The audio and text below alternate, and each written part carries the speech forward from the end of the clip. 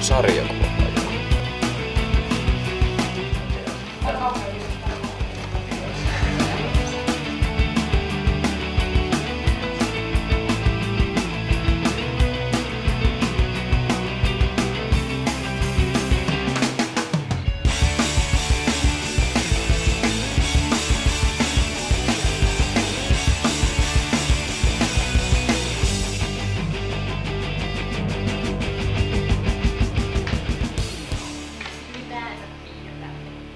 Pekka, mitäs kaikkea te olette tuolla teidän pajassa nyt sitten tehnyt? Mä oon koittanut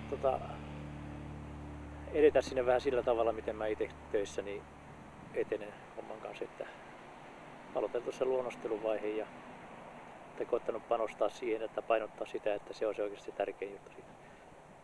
Että käyttää siihen mahdollisimman paljon aikaa, mitä tässä nyt 4-5 päivän aikana pystyy käyttämään, ehkä pari päivää siihen. Ja just tänään on menossa toi luonnosten ehkä toinen kierros, toinen vaihe ja luonnosten viimeistely ja sitten tussaus ja tussausharjoituksia. Ja siinä samassa sitten mä koitan selittää, mitä aina mieleen tulee sarjakuvan muista jutuista ja historiasta ja pyydelajeista ja ehkä vähän ammatillisia asioita.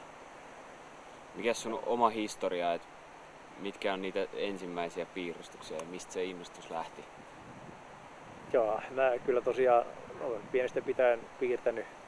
Eikä ensimmäisiä juttuja tietysti muistaa ala-asteella ja ensimmäistä luokilta, mitä mä oon piirtänyt yhden kaverin kanssa, Pertin kanssa.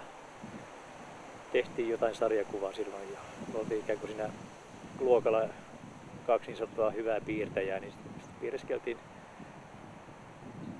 omia juttujamme. Tuossa kurssillakin mä just muistelin, että varmaan se ensimmäinen sarjakuva, mikä mä tosiaan muistan, tein tämän Pertin kanssa. Aloitin sillä tavalla, aloitin vain ekasta ruudusta piirtämään, tietämättä mihin tämä päättyy. Piirtiin 3-4 ruutua ja sitten se jäi siihen. Mutta että ne oli ehkä nyt ensimmäisiä kokeiluja. No, mikäs täällä on ollut tunnelma tällä leirillä sun mielestä? Rento tunnelma. Mä tykkään, meillä on ihan mukava porukka. Siinä porukka niin lämpeni jo heti ekana päivänä, silleen siinä oli mukava fiilis tehdä töitä. Ja sille oli ihan mukava. Tämä on niin mun toinen leiri ja ehkä itse ehkä asennoituvia asetta rennommin kuin ensimmäiseen. Ei niin paljon jännitystä. Ei, joo. No ensi vuonna uudestaan. No mahdollisesti, joo. Ei ole siitä kiinni, etteikö tänne olisi kiva tulla, mutta tietysti riippuu muista aikatauluista mitenkään ehtii. Katsotaan ensi vuonna, onko Joo. mahdollista.